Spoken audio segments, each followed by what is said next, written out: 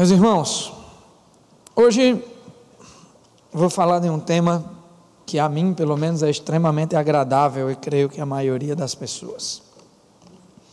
Quero falar sobre milagres. Milagre é bom demais, não é não, gente? Milagre é bom demais. Quando Deus faz milagre em nossas vidas, quando nós ouvimos falar dos milagres de Deus, isso é bom demais. E eu gostaria de refletir com vocês em um dos milagres de Jesus Cristo, que está no livro de João, no capítulo 9.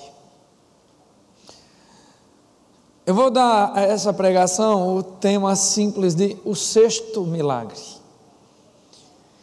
Chamo de o sexto milagre não porque tenha sido exatamente o sexto milagre que Jesus fez, mas é o sexto milagre porque é o sexto milagre narrado no livro de João. E durante a pregação vocês vão entender por que é que eu estou dando ênfase a essa ideia de que é o sexto milagre. Vamos ler aqui. Eu vou falar sobre o capítulo todo. João capítulo 9, a partir do versículo 1, diz assim: Ao passar, Jesus viu um cego de nascença. Seus discípulos lhe perguntaram: Mestre, quem pecou, este homem ou seus pais, para que ele nascesse cego?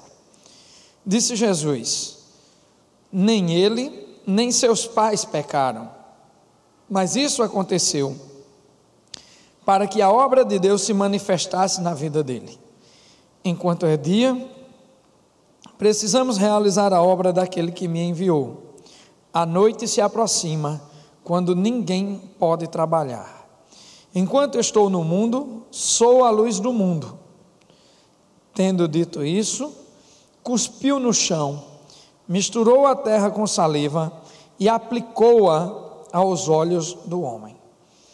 Então lhe disse: Vá lavar-se no tanque de Siloé, que significa enviado. O homem foi, lavou-se e voltou vendo. Queria que você pulasse agora lá para o versículo 39. Nesse capítulo, Jesus abre 3 diálogos diferentes. O primeiro diálogo com aquele homem a quem ele curou.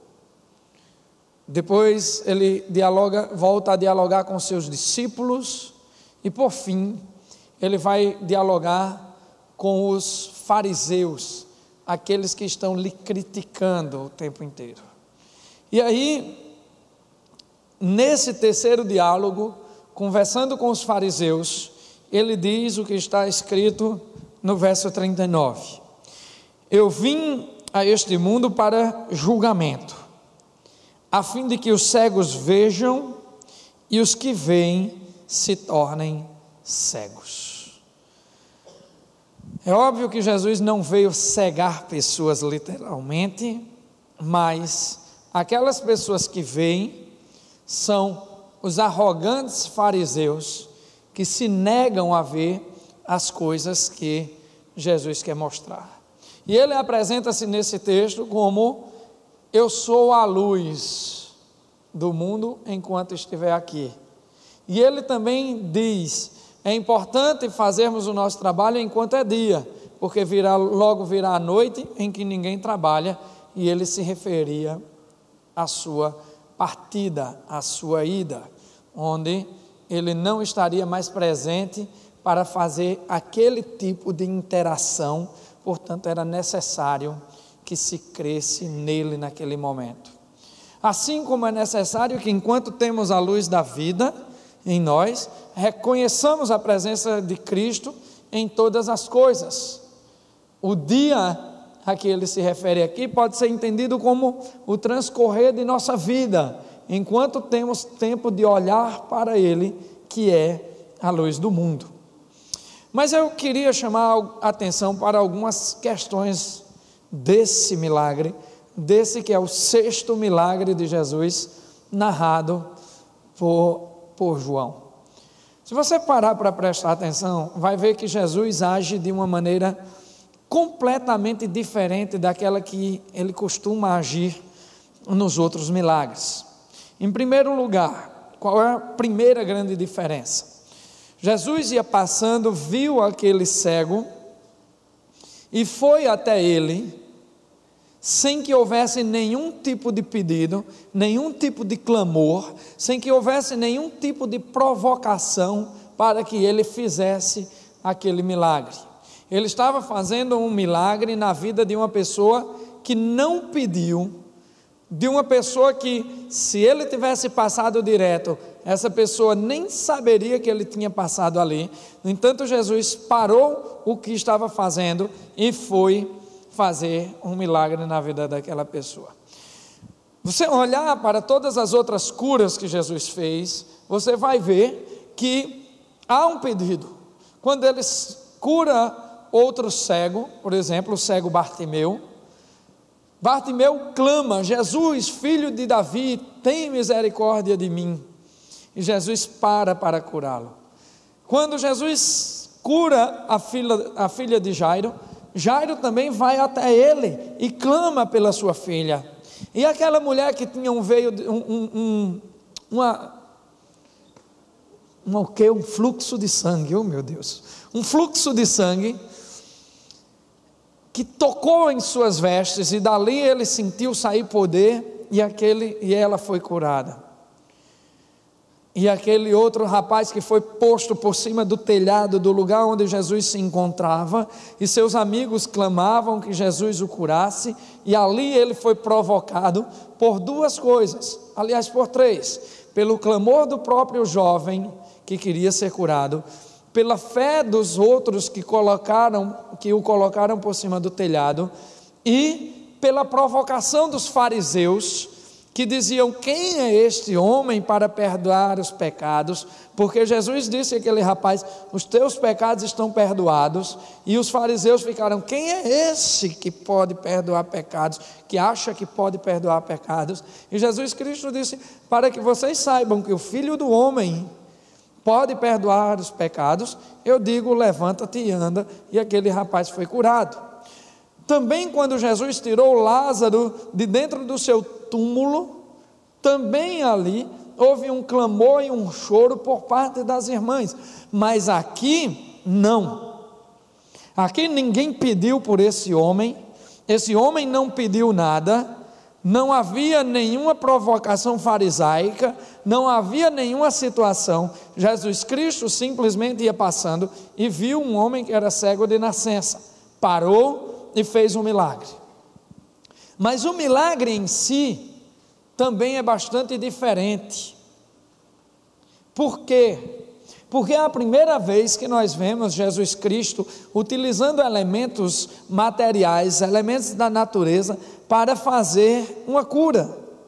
Em todas essas outras curas que eu falei, Jesus apenas usou de suas palavras, mas aqui ele age de uma maneira um tanto diferente.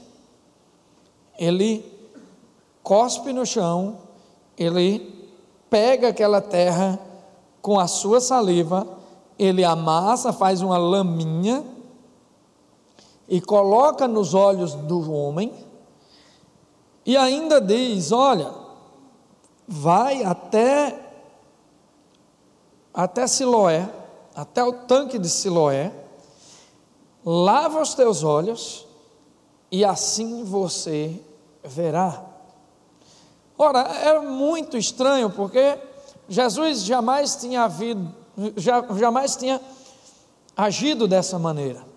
É a primeira vez que ele está colocando todos esses elementos dentro de uma cura, e mais ainda, é a primeira vez que ele está indo como a pessoa que toma totalmente a iniciativa.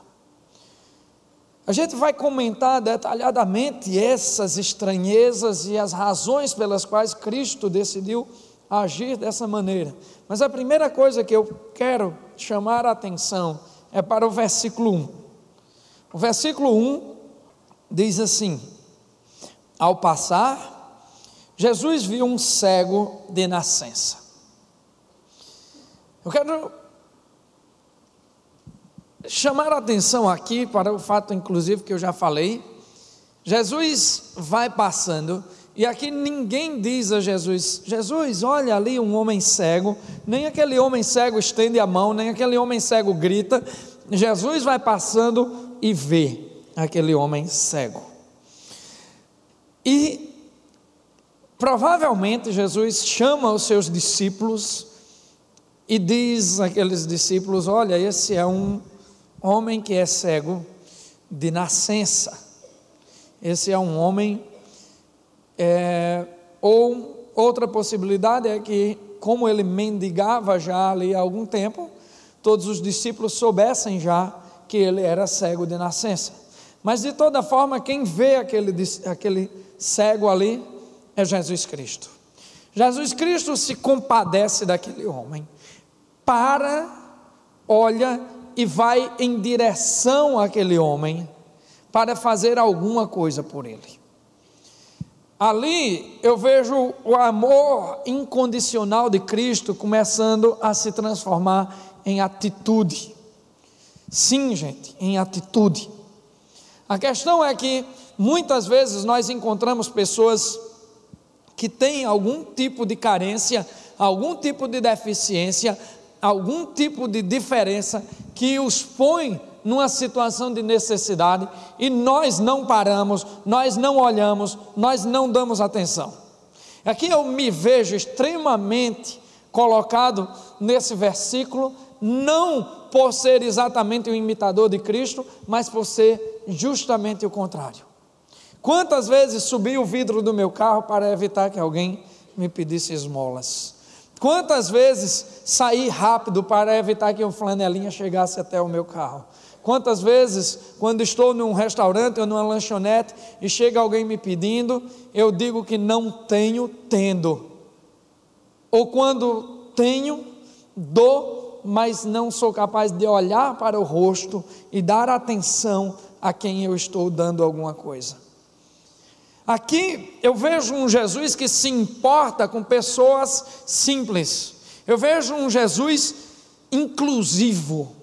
Sabe quem era aquele cego? Aquele cego era alguém inútil para a sociedade. Sabe, hoje com a ideia de inclusão social é que nós começamos a entender que as pessoas que têm deficiências visuais, auditivas, deficiência física e às vezes até mental, elas têm utilidade social, mas naquela época não havia isso. Aliás, hoje a consciência a respeito disso é muito pequena ainda. A inclusão social ainda é muito pequena, mas aqui Jesus já nos ensina a olhar para as pessoas e dizer: poxa, não interessa quem é essa pessoa é digna da minha atenção, essa pessoa é digna do meu amor e, mais do que tudo, é digna do meu serviço, porque Jesus foi até ali atender a uma necessidade daquela pessoa, ainda que ela não tivesse pedido a ele. Vocês estão compreendendo a grandeza do ato do Senhor e a distância que há entre esse ato e as nossas ações muitas vezes. Jesus, ao passar, viu um homem que era cego de nascença. Mas Jesus não continuou passando, e ele tinha muitas razões para isso.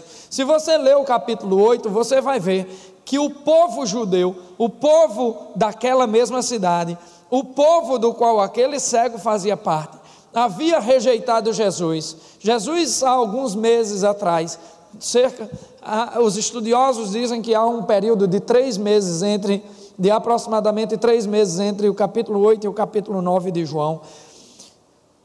Naquele período Jesus tinha sido humilhado, Jesus tinha sido negado, Jesus teve que sair dali fugido, mas Jesus volta e ama incondicionalmente aquela pessoa, porque o amor de Jesus não é vingativo, o amor de Jesus Cristo não é exclusivo, o amor de Jesus Cristo não é limitado, mas o amor de Jesus Cristo é presente para as pessoas que mais dele necessitam. Aquele era um homem cego e tinha sua deficiência física, deficiência visual ou deficiência física. Às vezes o que eu vejo é que nós agimos como os discípulos fazem a seguir. Jesus chama os seus, olha para aquele homem, vê aquele homem, para e vai até ele. Os discípulos que estavam com ele, obviamente, param e o acompanham, vão até ele. E aí, os discípulos fazem uma pergunta. Para mim, é o que eu chamaria de uma pergunta cebosa, de uma pergunta cheia de julgamento religioso, cheia de maldade, uma pergunta do tipo que eu costumo fazer. Aquelas perguntas que alfinetam, que julgam. Mestre, quem foi que pecou? Este homem ou seus pais, para que ele nascesse cego? De muitas formas eles estavam se sentindo superiores. Não, eu nasci com vista, então eu não sou pecador, mas ele é o pior pecador de Israel, porque ele está nessa situação, ele nasceu cego, alguém pecou. Ali está a religiosidade, ali está a maldade, ali está a humanidade representada. Porque quando Jesus parou, Jesus se moveu de compaixão e foi em direção a um homem que precisava dele. Jesus olhou para aquele cego e os seus discípulos olharam para o mesmo cego na mesma hora, mas os sentimentos foram completamente diferentes. Nasce em Jesus Cristo um desejo de ajudá-lo, nasce nos seus discípulos o desejo de julgá-lo, de humilhá-lo, de colocá-lo numa condição miserável de filho do pecado, que é exatamente o que os fariseus vão dizer lá por volta do versículo 30, nesse mesmo capítulo. Você nasceu no pecado, meu amigo, quem é você para falar nessa sinagoga? Mas Jesus viu aquele homem e viu ali uma pessoa que precisava dele. Sabe, eu creio que existem muitos tipos de cegueira no mundo. Existem pessoas que estão cegas pelo ódio, pessoas que estão cegas pelo ciúme, cegas pela vaidade, cegas pela mentira, cegas pelo vício no álcool, cegas pelo vício nas drogas, cegas pelo vício no sexo, cegas pela arrogância espiritual, cegas pelos falsos dons espirituais, cegas pela religiosidade, e todas essas pessoas estão na igual situação desse homem, precisando de uma graça, precisando de Jesus, precisando da misericórdia de Jesus. Então aqui encontra o nosso Senhor revelando seus mais profundos motivos para conceder uma bênção que não foi procurada. Sabe o que é que tem na pergunta desses homens? Tem acusação. Sabe o que é que tem no olhar desses homens? Tem acusação. E sabe o que é que tem no nosso olhar quando nós vemos um trombadinha no meio da rua? Acusação. Sabe qual é o erro que esses homens cometeram, que nós cometemos igualzinho, sem mudar? É que em momento nenhum desse texto você vê os discípulos de Jesus, homens que caminhavam com ele, homens que já haviam visto outros milagres acontecerem, homens que sabiam do que Jesus é capaz, porque nós estamos aqui no 6º milagre, não no primeiro milagre de Jesus, estamos no 6º milagre que apenas João narra, mas havia muitos outros milagres que esses discípulos acompanharam, milagres relacionados à cura, milagres relacionados à salvação, milagres relacionados a tantas coisas, e eles não foram capazes de orar a Cristo por aquele homem, não foram capazes de dizer: Senhor, cura este homem. Mas foram capazes de dizer: Senhor, quem pecou? Ele ou os pais dele? De quem é a culpa daquele menino que se droga lá na rua? É dele ou dos pais dele? De quem é a culpa daquele menino ser tão mau caráter? As cegueiras que eu falei agora há pouco, as cegueiras por causa da arrogância, a cegueira por causa da vaidade, do ciúme, da mentira, da religiosidade, são cegueiras de caráter. E você pode dizer: e por que eu vou orar por um mau caráter? Eu vou dizer a você: porque Jesus Cristo é o maior especialista em transformação de caráter desse mundo. E eu falo com muita propriedade porque Ele me transformou, Ele transformou o meu caráter. Eu era um desses que vivia na cegueira da arrogância, da mentira, da idolatria, da bebida, da droga e de todo tipo de destruição. E Ele transformou o meu caráter. Mas parece que eu esqueço disso quando deixo de dobrar os meus joelhos e orar pelas pessoas que estão no mundo das trevas que antes eu frequentei. Aqui eu vejo a questão mais ou menos da seguinte forma. Lá em Pedro 2,9 ele diz que o Senhor nos salvou das trevas para a maravilhosa luz. Acontece que quando nós estamos em trevas e nos deparamos com a luz nos cega, fere os nossos olhos, a luz dói nos nossos olhos e é muito sacrificante continuar olhando para a luz. Vocês já tiveram essa experiência de sair de um lugar escuro e se deparar com a luz? Dói nos olhos, né? Mas nós precisamos acostumar os nossos olhos, ainda que isso nos faça sofrer um pouco, ainda que isso doa um pouco. Se nós queremos ver as coisas com perfeição, nós temos que enfrentar a dor e o desconforto da mudança do lugar escuro para o lugar claro, para que possamos ver todas as coisas com clareza. Assim é quando nós nos deparamos com a luz de Jesus. Sabe, quando nós nos deparamos com a luz de Jesus, nós nos deparamos com uma luz que causa incômodo dentro de nós, porque a luz de Jesus não nos faz ver o outro, a luz de Jesus nos faz ver a nós mesmos em primeiro lugar. A luz de Jesus nos faz cegar para o mundo e olhar apenas para dentro de nós e ver quem nós realmente somos, e isso pode ser bastante dolorido. Pode ser bastante dolorido, porque ali é onde eu vou descobrir quem eu sou, ali é onde eu vou descobrir de onde eu vim. E se eu tiver honradez, eu tiver hombridade, eu vou encarar a luz de Jesus, e por mais que ela doa em mim, ela vai me transformar de dentro para fora. Mas eu tenho uma outra opção, porque olhar para a luz de Jesus dói em minha alma. Eu tenho uma outra opção. Eu posso me virar de costas para a luz de Jesus e continuar andando no sentido das trevas de onde eu vim. É uma questão de escolha. Quando nós fazemos perguntas desse tipo e não clamamos a Cristo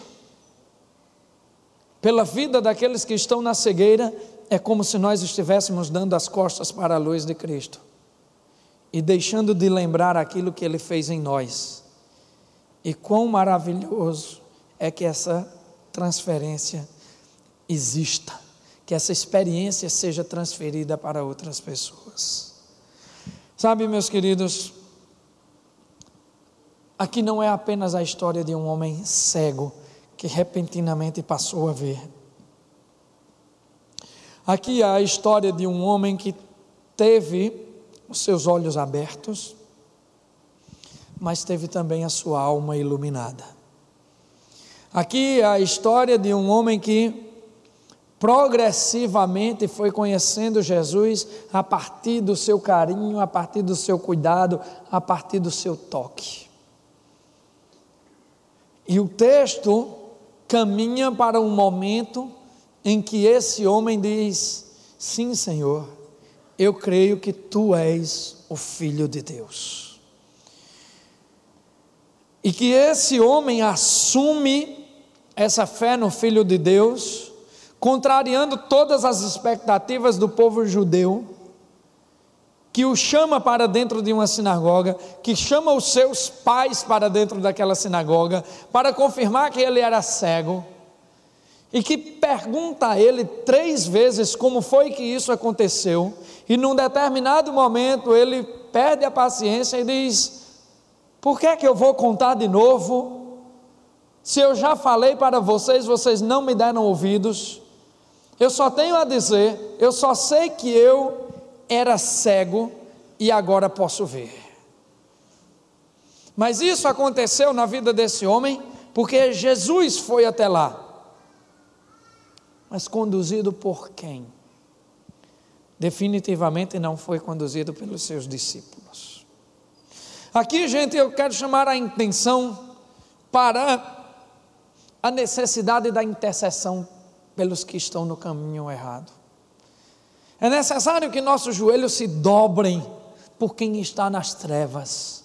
É necessário que a gente lembre, não com ódio, não com rancor, daqueles que estão nas trevas, mas como pessoas que necessitam conhecer essa luz que um dia nos foi apresentada. E mais, gente, e mais uma coisa. Eu sei que alguns de nós aqui são tomados pela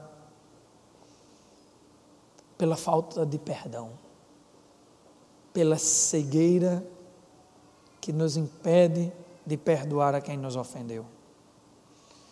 Talvez alguns desses cegos que nós nos deparamos pelo mundo tenham nos ofendido, machucado, maltratado, feito coisas que abalaram nossa alma.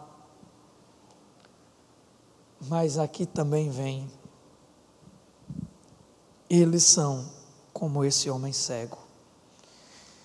Eles precisam que, ao invés de estarmos julgando o que eles fizeram no passado, eles precisam que, ao invés de nós estarmos amarrados às dores que eles nos provocaram, nós oremos por eles, que nós abençoamos a ele, porque lá em Mateus, lá no Sermão da Montanha, Jesus Cristo diz: orai pelos vossos inimigos, amai os vossos inimigos, porque amar o inimigo, aliás, amar o amigo, até o ímpio faz. O meu desafio, diz o Senhor Jesus, é amar quem me ofendeu, é bem dizer quem fala mal de mim, é abençoar quem me amaldiçoa. E aqui é essa a figura do cego. Quem é o cego nessa história? Quem é o cego nessa história? É um homem que não conhecia o Senhor Jesus. Quem é o cego nessa história? É um homem que não compreendia os seus caminhos. Quem é o cego nessa história? É um homem que andava errante pelo mundo. Quem é o cego nessa história? Um coitado que mendigava no mundo. Quem é o cego nessa história? Sou eu. Ou fui eu? Ou em algumas áreas de minha vida eu faço questão de permanecer cego, fingindo que não vejo aquilo que Cristo já me mostrou? Não importa quem é o cego, eu sei que esse cego precisa de oração e não de julgamento. Esse cego precisa dos seus joelhos dobrados e não da sua língua afiada. Esse cego precisa de sua compaixão e não de sua maldição. Esse cego precisa que você olhe para ele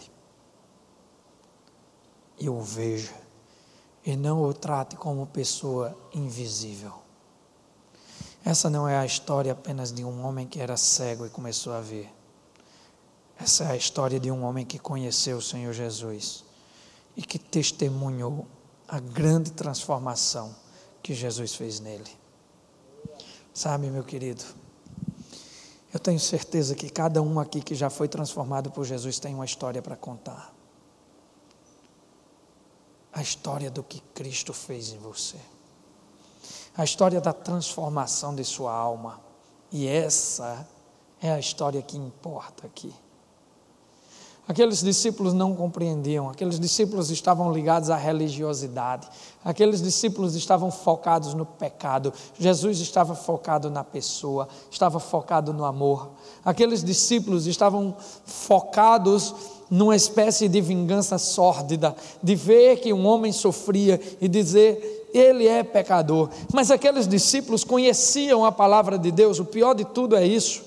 Eram homens que andavam com Jesus, eram homens que já tinham visto Jesus fazer outros milagres, eram homens que conheciam o Velho Testamento, conheciam, por exemplo, a história de Jó, e sabiam que o sofrimento de Jó nada teve a ver com pecado.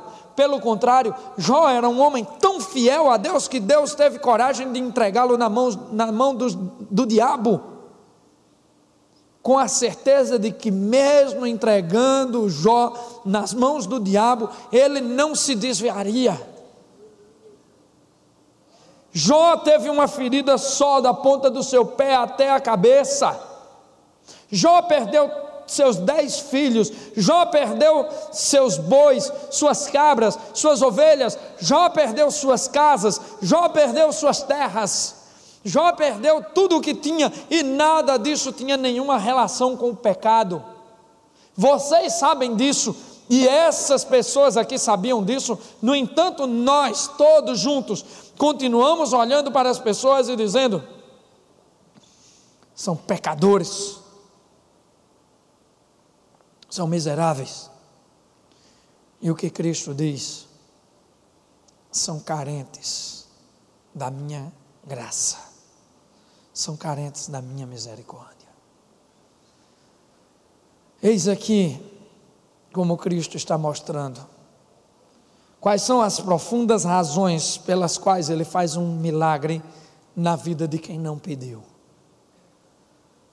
Porque Ele é amor, porque Ele é gracioso, porque Ele vai buscar a ovelha perdida, porque Ele vai buscar a dracma perdida, porque Ele recebe em casa o filho pródigo.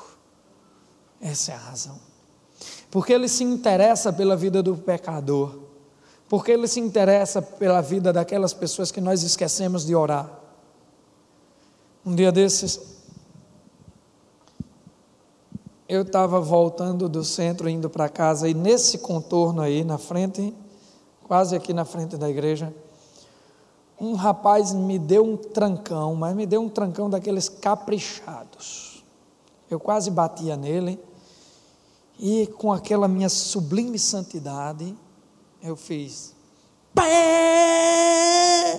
Dei aquela buzinada, sabe, para perturbar o juízo do rapaz. Ele também muito santo, diminuiu a velocidade, esperou eu chegar de lado, me deu aquela encarada e jogou o carro dele para cima de mim. E fez uns sinais com os dedos. Não foi assim não. E rapaz, eu gritei feito um louco com esse cara. Gente, meu Deus, como eu me arrependo.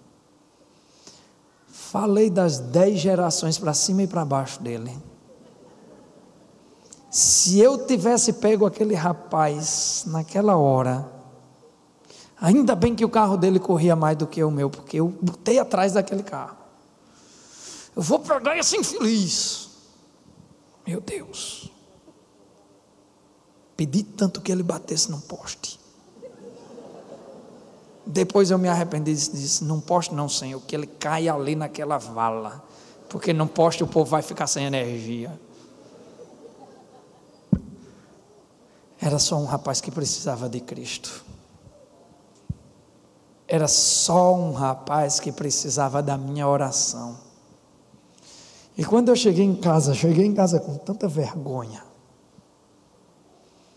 Cheguei com tanta vergonha de mim mesmo diante de Deus. que eu me ajoelhei e não tive coragem de orar. Dizia, meu Deus, eu não posso orar.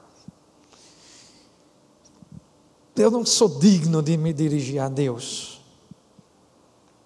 pedindo pela vida daquele rapaz, se eu estou na mesma cegueira, na mesma imundície que ele.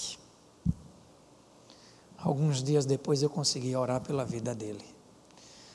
Mas, gente, é muito difícil olhar para quem está fazendo mal na sociedade, especificamente para quem faz o mal em nossas vidas, e nos ajoelhar e orar pedindo a Deus para abençoar. É muito difícil, mas não é impossível. Sabe por quê? Porque nós éramos essas pessoas no passado, porque era assim que nós agíamos no passado, porque é assim que nós ainda agimos de vez em quando. Porque aquele rapaz talvez nunca tenha entrado numa igreja evangélica, aquele rapaz provavelmente nunca declarou Cristo como seu Senhor e Salvador. Eu vivo no ministério há 20 anos, eu sou crente há 20 anos, eu sou pastor, e estava gritando com um rapaz no meio da rua e desejando que ele morresse. Meu Deus, o que é que acontece comigo? Acontece comigo que eu esqueço que eu também sou um cego, em que eu preciso de cura, e que eu preciso que o Senhor me toque. Mas o Senhor é tão misericordioso que Ele me toca,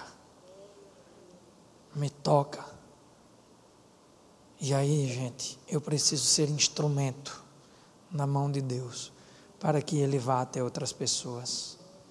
Eu não sei por que esses discípulos negligenciaram a oração dessa forma. Eu não sei se foi por falta de fé, eu não sei se foi por falta de piedade. Eu sei que nos dois casos eu me vejo muitas vezes com falta de fé, me vejo muitas vezes com falta de piedade, mas sei que nem a falta de fé, nem a falta de piedade é o plano de Deus para mim, muito pelo contrário, porque Deus me transformou para ser luz nesse mundo e fazer brilhar diante de pessoas como aquele rapaz, a luz que brilhou na minha vida, e é isso que eu quero ser por toda a eternidade. Eu ainda não alcancei o alvo, digo como Paulo, não que eu tenha alcançado, mas eu prossigo para o alvo da soberana vocação.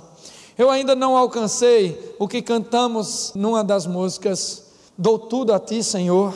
Sei que não alcancei isso, mas quero prosseguir com todas as forças da minha vida, fazendo isso, tentando entregar a Deus tudo o que eu puder da minha vida e também o que eu não puder, deixando Ele tomar conta. Sabe por quê? Porque Deus se importa, e Deus quer ouvir a nossa oração em favor dos cegos da nossa sociedade. Ele quer ouvir a nossa oração em favor de quem nos ofende, de quem nos maltrata, de quem nos magoa, e Deus está disposto a agir, e ainda que de maneira estranha, na vida dessas pessoas. Foi o que Ele fez na vida desse cego. Ele agiu de maneira estranha, mas Ele agiu com um objetivo lindo. Vemos Cristo esconder o seu poder em coisas materiais. Tendo dito isso, Jesus cuspiu no chão, misturou terra com saliva e aplicou-a aos olhos do homem. Isso é estranho, como eu já disse. Isso é estranho. Ali em Olinda tem uma igreja chamada Igreja Pentecostal, ou é Igreja Batista, acho que é a Igreja Pentecostal do Cuspe de Cristo. Já ouviram falar nessa igreja? Rapaz, engraçado, né, esse nome.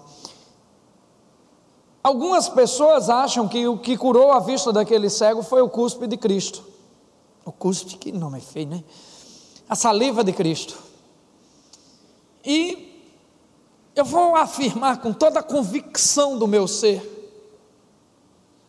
que não foi a saliva de Cristo quem curou aquele homem, que não foi a terra que Cristo pegou em suas mãos que curou aquele homem, não foi a laminha que Cristo pegou e fez que curou aquele homem, não foi o tanque de Siloé quem curou aquele homem. Quem curou aquele homem foi a vontade divina de Cristo Jesus de fazer algo bom na vida dele. Quem nos cura é a vontade de Cristo.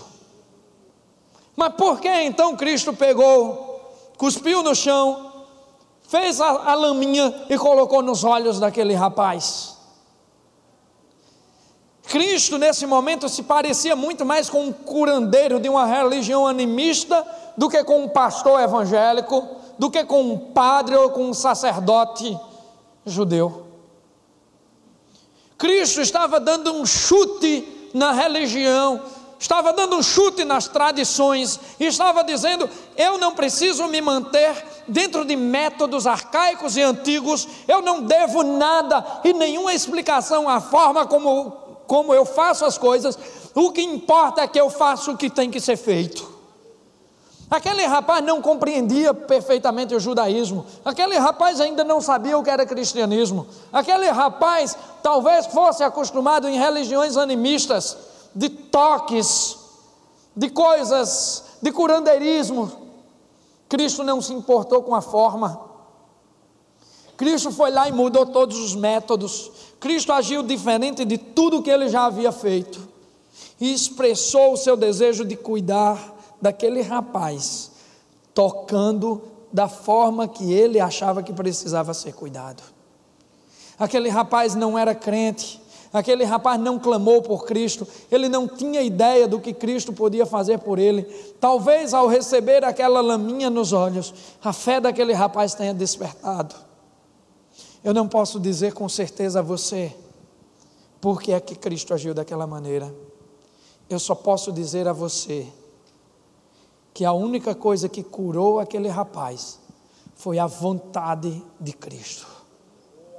E quando ele tem vontade, ele age. De todos aqueles outros casos que eu contei a vocês aqui, de todos os outros casos que eu mencionei, Cristo curou as pessoas apenas com palavras. Disse: levanta-te e anda. Disse: vê ao cego, e ele viu. Ele disse uma só palavra, e às vezes nenhuma palavra, como o caso da mulher que o tocou nas vestes, mas Cristo jamais tinha agido como agiu aqui.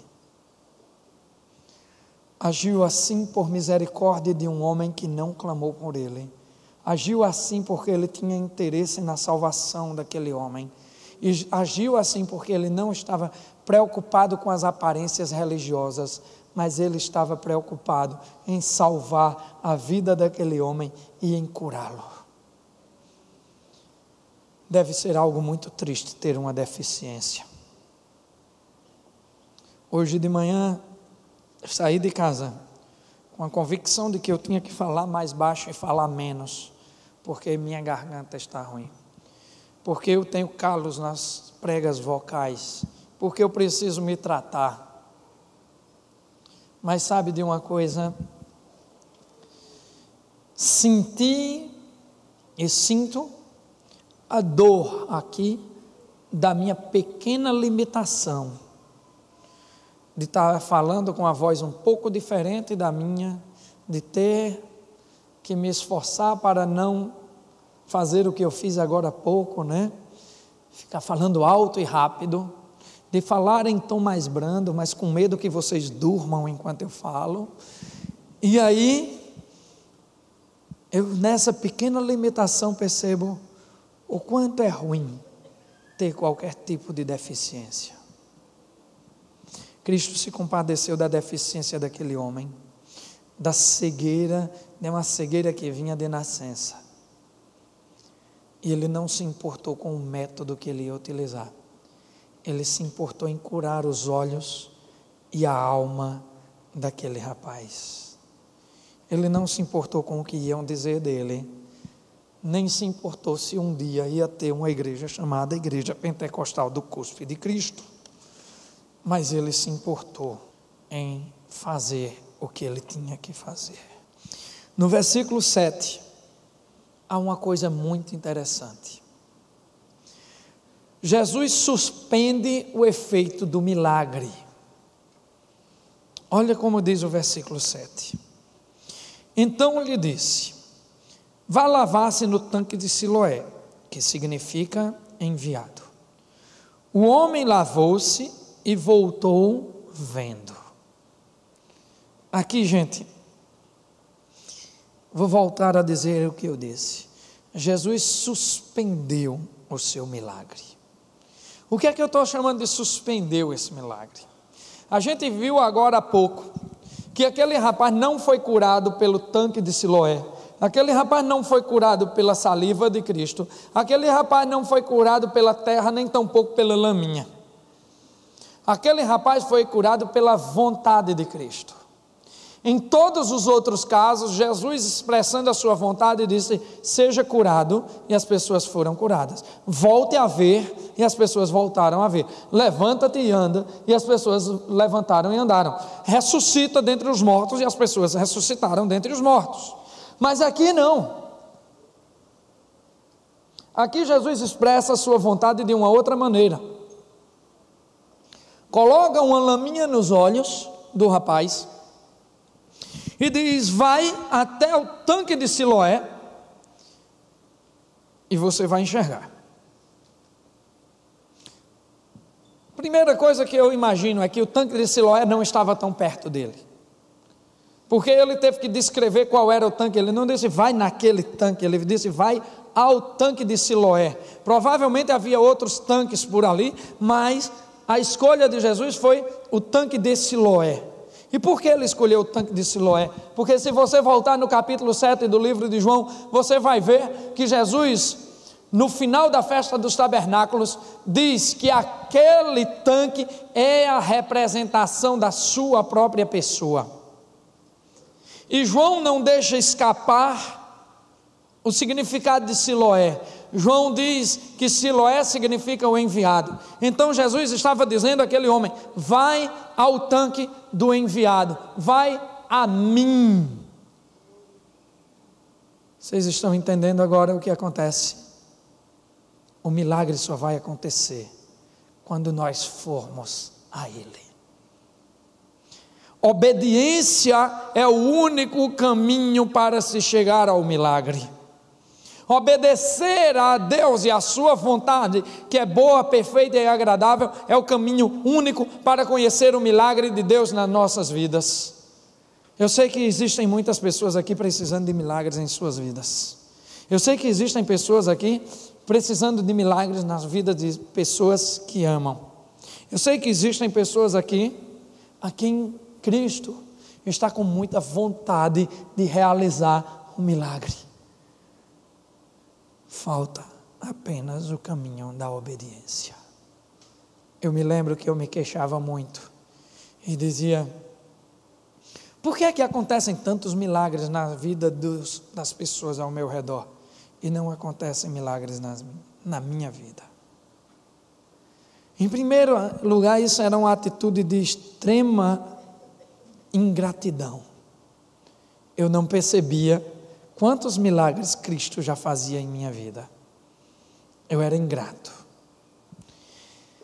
Em segundo lugar, realmente havia milagres para acontecer na minha vida que não aconteciam, porque eu não obedecia. Porque eu não obedecia. Porque eu era religioso, mas não era obediente. Porque eu não buscava conhecer a boa, perfeita e agradável vontade de Deus e não buscava segui-la à risca. Meus queridos, é impossível que um milagre venha sobre a vida de quem não obedece a Deus. É impossível que o milagre se concretize no meio da desobediência. O salmista diz: escondi a tua palavra no meu coração para não mais pecar contra ti. Ou seja, escondi a palavra no meu coração para saber qual é a vontade de Deus, para cumpri-la e obedecê-la. É assim que os milagres chegam até nós. O grande problema é que nós queremos atropelar as coisas e fazer julgamentos e ultrapassar os nossos limites. Nós queremos que o milagre aconteça por nossas próprias vias, e somos ansiosos e maldosos e julgamos. Mas a palavra é muito clara: vá até o tanque de Siloé e você será curado. Busque o Senhor, busque o enviado, busque o Deus que faz milagres, e ali você encontrará milagres, se essa for a vontade dele. E se não for, pode ter certeza que a vontade dele continua sendo boa, perfeita e agradável. Agora, e se for? E se Deus fizer milagre em minha vida? O grande problema é que as pessoas esquecem dos milagres, nós esquecemos dos milagres. O povo no deserto esqueceu que Deus fez brotar água das pedras, que Deus fez cair maná do céu. O povo no deserto andava embaixo de uma nuvem que os protegia durante o dia e que se tornava uma coluna de fogo para aquecê-los e guiá-los durante a noite. Mas o povo esqueceu dos milagres que estavam acontecendo na sua vida, e nós também costumamos esquecer. E esse cego não esqueceu. Esse cego foi para dentro da sinagoga, esse cego foi para o território judaico, farisaico, e disse: quem me curou foi Cristo Jesus. O que é que ele fez? Ele colocou uma laminha nos meus olhos e eu fiquei curado. Como é essa história, rapaz? O que é que ele te fez? Ele colocou uma laminha nos meus olhos e eu fui curado. Rapaz, conta essa história direito. O que é que ele te fez?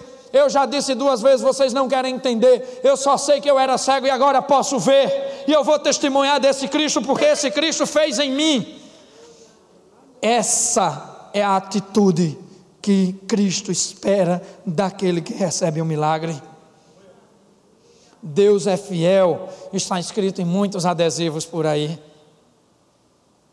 Eu quero ver um adesivo escrito: eu sou fiel a Deus. É isso que Deus quer. Qual foi o milagre na vida de Jó? Tem uma música que diz: restitui, Senhor, restitui o que é meu. Eu digo: Deus me livre. O que é meu é o inferno, é a condenação, é o pecado. Qual foi o milagre na vida de Jó? O milagre foi Deus jogá-lo na mão do diabo e Jó voltar intacto, porque foi fiel a Deus. Quando nenhuma vontade de Jó foi cumprida, ele continuou sendo fiel a Deus. Mas o problema é que Deus faz, Deus continua fazendo, e nós esquecemos e continuamos esquecendo o que Ele tem feito. Não oramos e não suplicamos, não agradecemos, não louvamos, não testemunhamos, mas ainda assim Ele continua fazendo. Mas vou dizer, queridos, a melhor coisa do mundo, o melhor caminho para nos curar da nossa própria cegueira é a obediência. Obedecendo a Deus, nem o diabo poderá tirar a nossa fidelidade e a nossa felicidade, porque isso estará incrustado em nossos corações, e ninguém vai poder remover o dom da alegria que Deus te dá. Então, meus queridos, se você esquecer de tudo o que foi dito aqui hoje, lembre-se de uma coisa: obedeça incondicionalmente ao Senhor, que quer fazer milagres em suas vidas.